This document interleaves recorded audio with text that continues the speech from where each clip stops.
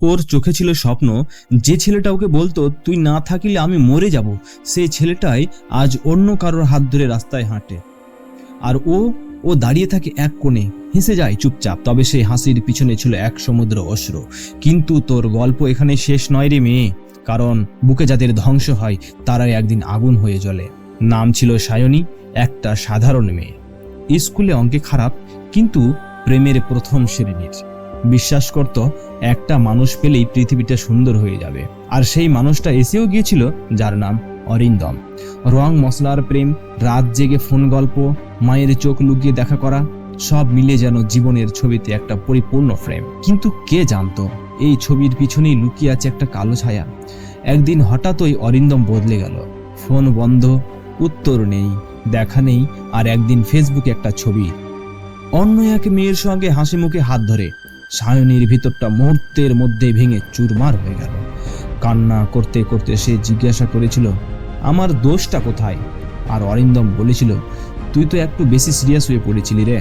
সেই রাতের পর সায়নী আর কাউকে বিশ্বাস করতে পারেনি। ঘরের দরজা বন্ধ করে দিনের পর দিন, রাতের পর রাত কেটেছে শুধু একটাই প্রশ্ন, ভালোবাসা মানে কি শুধু হারিয়ে যাওয়া? বন্ধুরা দূরে সরে গেল, আত্মীয়রা বলল মেয়েরা এমন একটু কষ্ট পেলেই পাগল হয়ে যায়। কিন্তু কেউ জানতো না ভিতরে ভিতরে একটা আগুন জ্বলেছে, একটা যুদ্ধ নিজের সঙ্গে, নিজের জন্য। সায়নী নিজেকে ভাঙতে শুরু করলো, না কান্নায় নয়, আত্মশক্তিতে।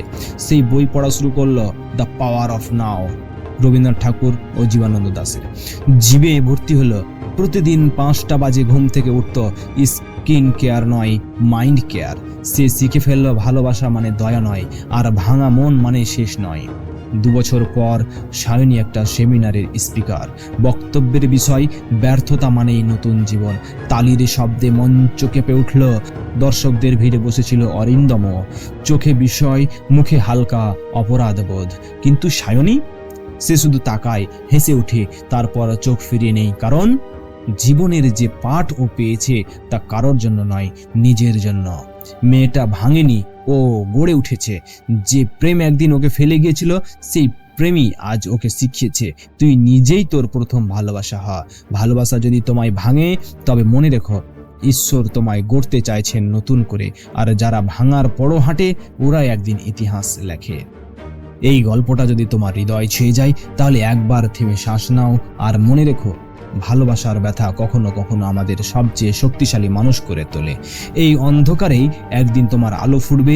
এভাবেই এক ভোরে জ্বলে উঠবে একটা চিরাগ, ভোরের চিরাগ। এর আলো যদি ভালো লেগে থাকে, তাহলে আমার এই চ্যানেলটা সাবস্ক্রাইব করো। নতুন গল্পে আবার দেখা হবে।